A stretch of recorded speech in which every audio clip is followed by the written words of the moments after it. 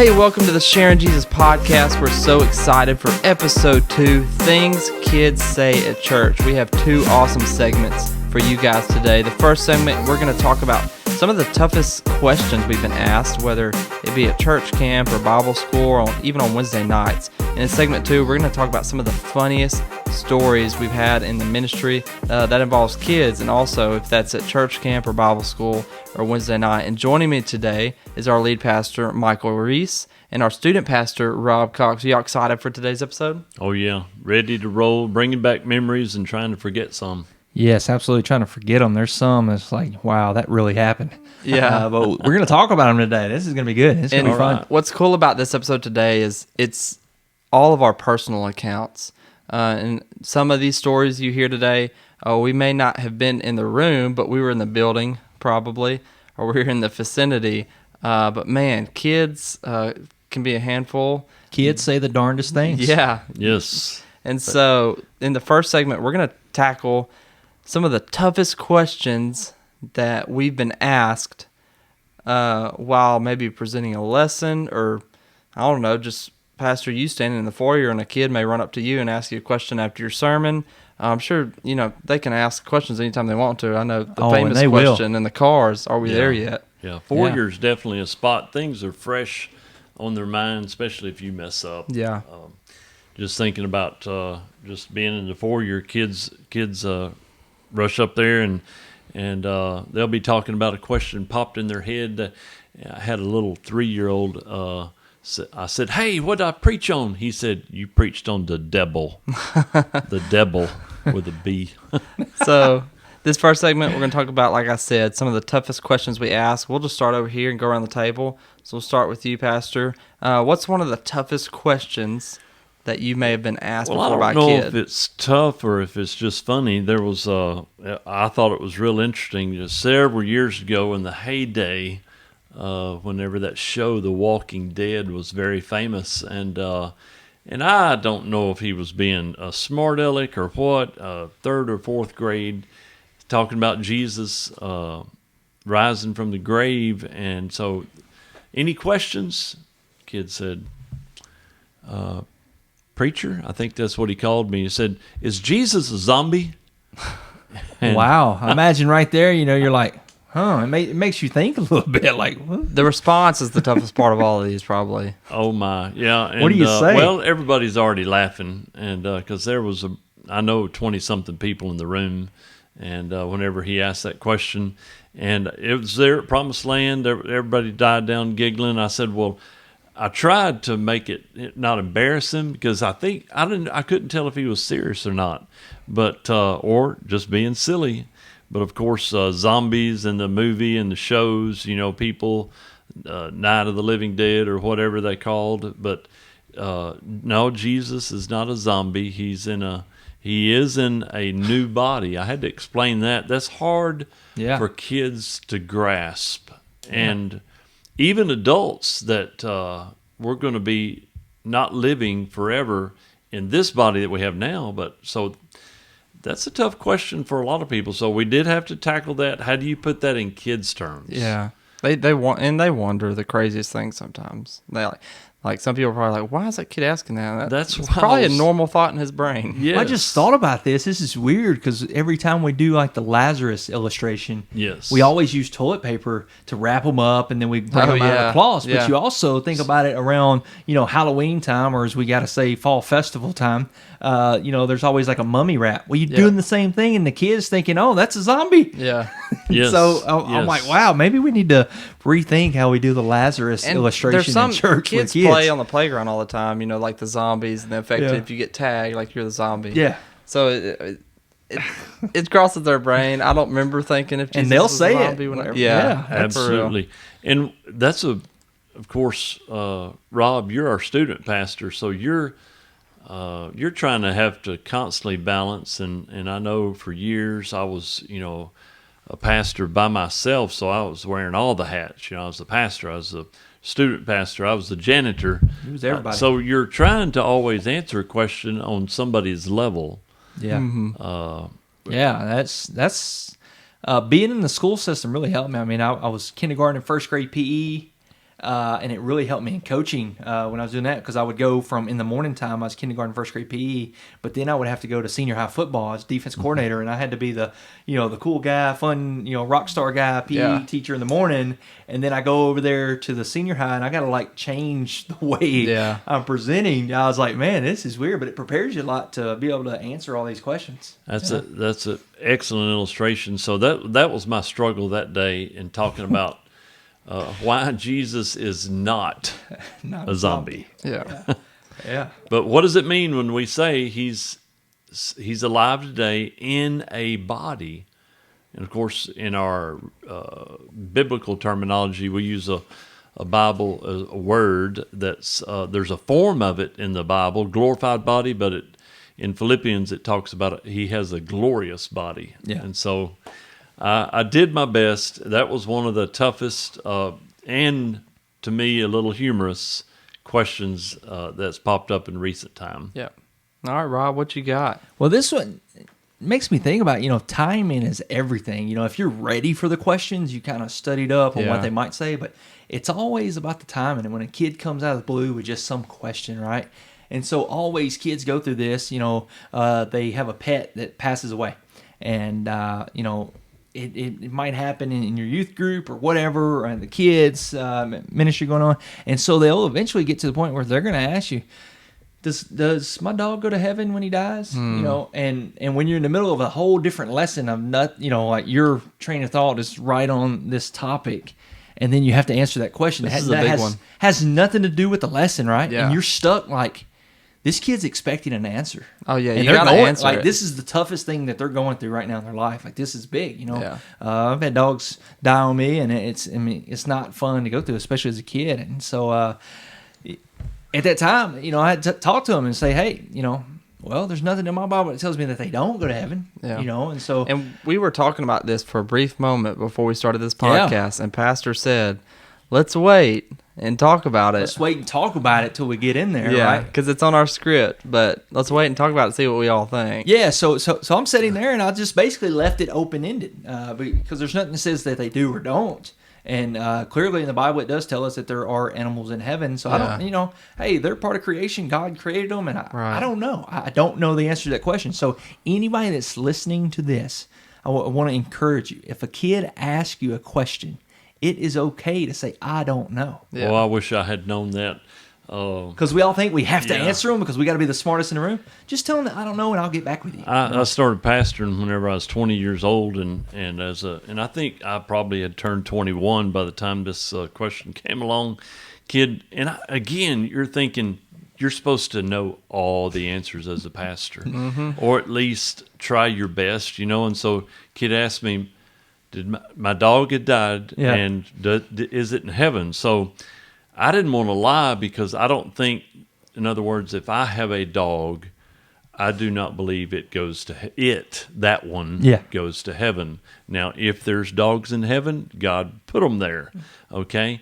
I wasn't ready for that. So I said, I was deliberately meaning, their dog Fido or whatever his name was, and I said, no, I don't think your dog is in heaven. They said, well, are there any animals in heaven? And that kid caught me off guard. So I said, no, there's no animals in heaven that I know of. And then that kid, that fourth grader, said, well, what about them horses that we'll be riding back when we come with Jesus? And I'm like, oh boy, okay. So I just got trounced by this fourth grader. Yeah. Oh my! Like, wow! I wasn't ready. This just happened. I just wasn't ready. I think I would lean more on Rob's side and remain neutral because that's. I don't think your dog would be in heaven, but if there may be dogs in heaven. So you mean my dog's not, but yours is? Is that what you're saying? Yeah. So I was thinking about animals in heaven. The kid was ready for me. I think the parent or grandparent must have set me up. Yeah, they set you up. Don't get this young preacher here. And then you're not. Obviously, we're trying to not give them false hope or something like that. You just ruined the kid's day. That's all you did. Exactly. Caleb, what's your story, man? Yeah, you got some too. We all know this dreaded question, and dreaded question. Yeah. Everybody knows it's about coming. Santa Claus. Everybody knows Santa it's coming, Claus right? in church. Yeah. Kind of like the Easter Bunny, like it's all that, So we had a youth intern was teaching our middle school kids one night, and middle schoolers, that's like you don't even have to a lesson prepared for those kids. They can ask you questions all night. And this kid asked this youth intern about Santa Claus, and fifth grader. Yeah. Fifth grade. And this youth intern, bless his heart, he just said along the lines of, well, you can believe in Santa Claus if you want to. Oh, man. And so I think that night we received a couple texts from the parent about this youth intern or this youth volunteer teaching these kids, and we're like, oh gosh. And so that's a tough question, and churches really don't address Santa Claus at all ever. In Santa Claus, there's no Santa Claus figures inside the church or decoration or anything. Yeah. So it's always what Christmas is about. Yeah, it's always a tough topic and that's where I would lean to if Santa Claus ever comes up. Is like, well, the true meaning of Christmas. Yeah, direct them towards the truth. That's the best one. But you can easily slip up. I've messed up the same way that youth turn did. It was years ago in a set of pastor pals, as I call it, and I just. I think I let it slip out and said something about Santa Claus not real, and a bunch of 3-year-olds started crying. Oh, gosh. I bet some parents were ready to... I think they were going to throw something. Yeah, every family's different, too. I'm not saying parents. I know a lot of parents will be listening to this podcast, and, I'm not criticizing. I mean, we believed in Santa Claus growing up, but... Yeah, I raised them. I mean, if you don't believe, you don't receive. That's right. And so our parents always had fun with it, and when I got to the age where they knew I knew, they were just always like, Mom would just ask me questions, Caleb, do you believe anymore? I was like, no, not really. She's like, okay, good, because it's not real. So it wasn't like crushing to my heart. That. Oh, she did. She probably egged it I remember that conversation. You don't receive. She just turned 50 and she still believes I remember in Santa that conversation because we were in y'all's master I like bedroom Santa Claus, closet. man. Hey, you asked me, yep, it's real. You real remember thing. what? I said, I remember the conversation me and her had because it was in the master bedroom closet in Hamburg. It was like a secret conversation. Yeah, I was hoping to put something on the top shelf because she's short. If you don't know her. Oh, you found a gift. No, I didn't. I don't think I did. And she just said, "Caleb, do you believe in Santa Claus anymore?" Or she just said, "Do you believe in Santa Claus?" Not anymore. But I was like, "No, not really." She's like, "Okay, good," because I don't know what to get you for Christmas. Well, I remember that. And in all seriousness, she said, man, we work hard to put out all these gifts. I'd like to get credit for it. Yeah. That's right. Yeah. So, those are some of the toughest questions. And, those are funny. But we're excited about this next segment about funny stories. And, yes, those are funny, but those are tough questions. But we're excited about this next segment. It's definitely going to be some good stories. So, we'll talk about some of the funny stories we've heard from kids when we come back.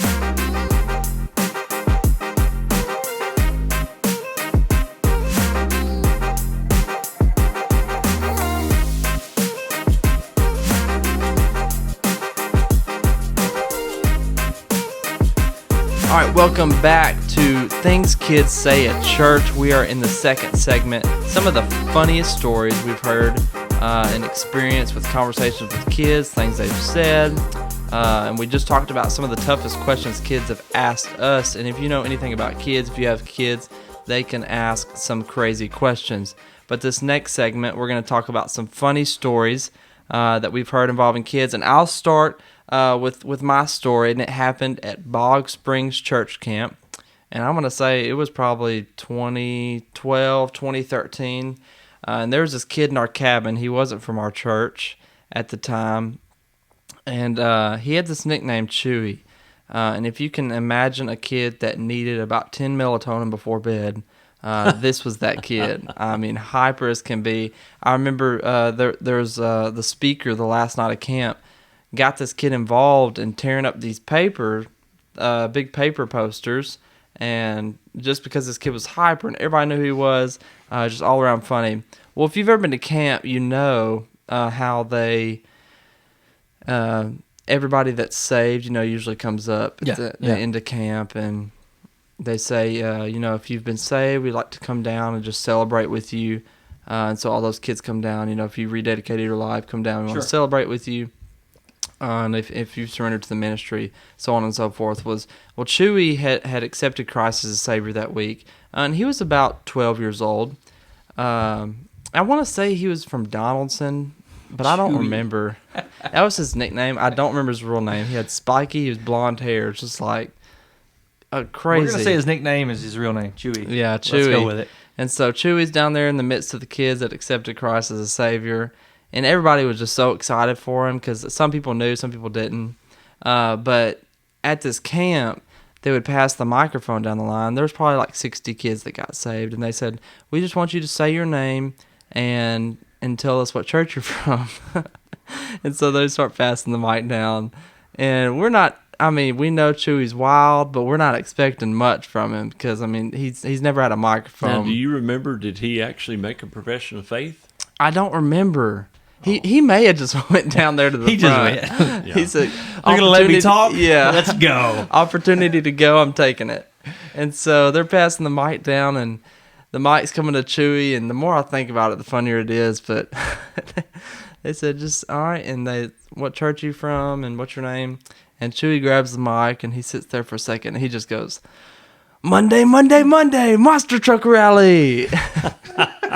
And they just snatched the microphone out of his hand. Wow. And all the boys that were in our cabin that knew him were just like, yeah, Chewy. Yeah, because they were cheering for every kid. So yes. That was... Yeah, they would celebrate with the kids like you would at camp, and they would clap and, praise Jesus. These kids accepted Christ. But when Chewy got that mic, I don't know where it came from. He never said it all week, but he was just like, Monday, Monday, Monday. And it was also a Thursday, so it made even less sense as to why he chose that statement. You got to be careful handing people the microphone.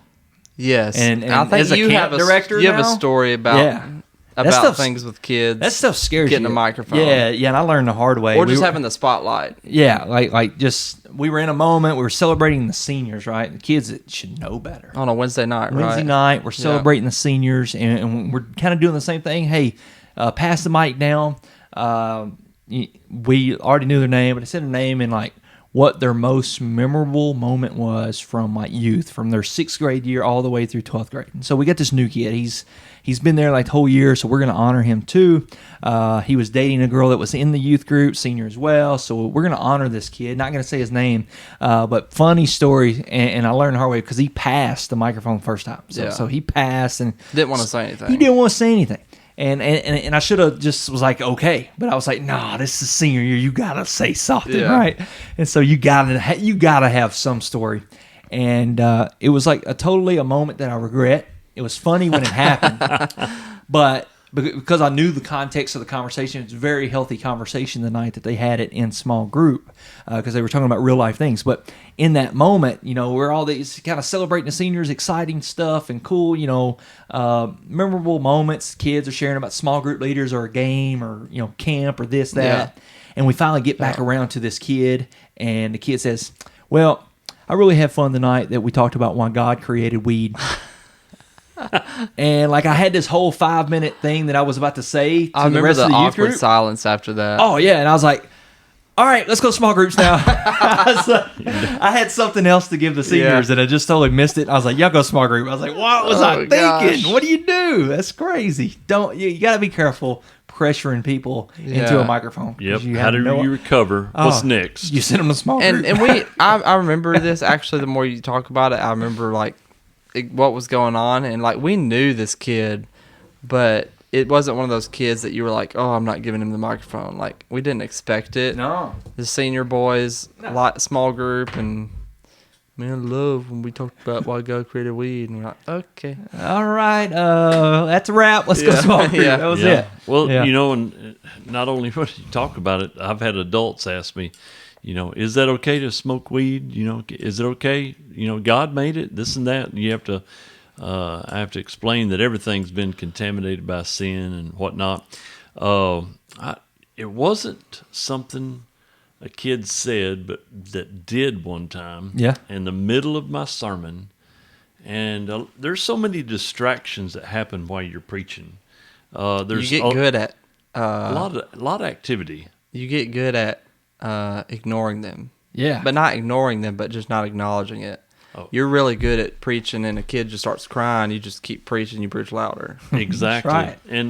And our host, Caleb Reese, did one of the funniest things as a 2.5-year-old I've ever seen in the world. And one time, Karen had him up, and she was trying to keep him busy.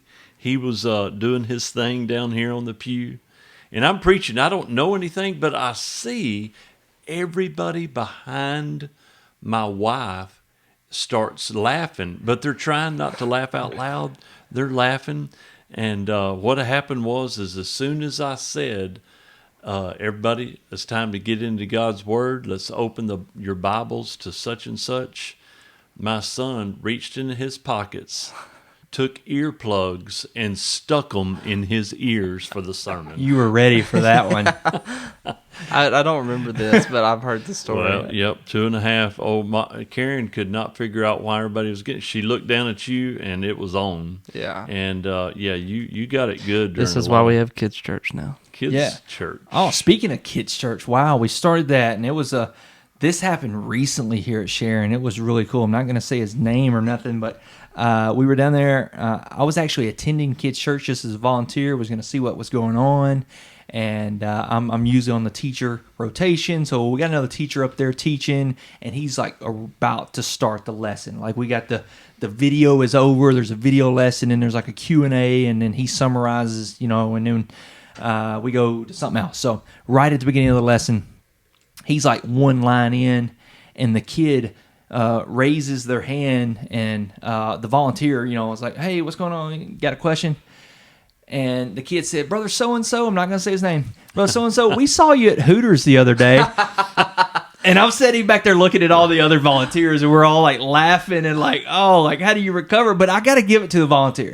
He owned up to it. He said, "Hey, our business offices are right over there. We were going to get something to eat, whatever." And he continued the lesson. Kid didn't think anything about it. He just, the kid was just saying that we saw you. Yeah. But for the volunteers in the room that day, that was like seeing your teacher at Hooters. That's right. Like, hey, we saw you over there, and honestly, it probably could have been Applebee's or anywhere. But it could have been anywhere. But we saw you at Hooters. Yes, and my goodness, that's like an inside joke with all the volunteers. We go up to him and ask him all the time, "Hey, when's the last time you've been to Hooters?" Those stories you can never live down. Yeah. Speaking of Caleb Michael, that's his name. I wanted to shift to another kid named Michael. Was running from his mom during preaching. Well, I saw him wrestling. I mean, he's like fighting her. He runs out in the middle, not Michael, Caleb Michael, but another Michael. His mom's name's Tony. And Tony said, "Get back here. Get back here, Michael." He just starts sticking his tongue out at her. Oh, man. Now, I cannot imagine what would happen to Caleb Reese or even myself if I stuck my tongue out at my mom. And then I'm still preaching at the same time. I don't know, and a lot of preachers, if you're listening to this podcast, you can be preaching and still wondering what's going to happen over there in the corner of the room. And that little kid, she comes out in the aisle. Whole time I'm preaching, the kid takes off. He wasn't coming to the altar to be to confess his sins. He was coming to the altar to be saved physically, because he runs up on stage, latches onto my leg, and says, "Preacher, save me," while I'm preaching. And I said, I just stopped preaching. Everybody's wondering what I'm going to do. I say, "Miss Tony, you can." I didn't want to grab Michael because he's like, again, I don't know if he was like just barely two or what. But anyway, I said, "Miss Tony, you can come get him." I didn't want to pull him off because I didn't know how he would react. Terrible twos. Yes. And he never came back to church. No, I'm just kidding. Yeah, I wonder what happened to Michael after that. I wonder what happened to Michael. Oh, my. Man, that's awesome. And I've been, had my people lay their hands on me while I'm preaching. I told that wrestling story, but that was another time somebody put their hands on me while I'm preaching. Yeah, wow. But it was funny. Thank goodness it wasn't serious. And I'm sure we could share stories all day, but we're going to wrap it up for today's episode. We want to thank you for joining us. If you can, like our podcast, share it with a friend, and also if you're on Spotify or Apple Podcasts, you can leave a review, and it just helps people see our podcast more.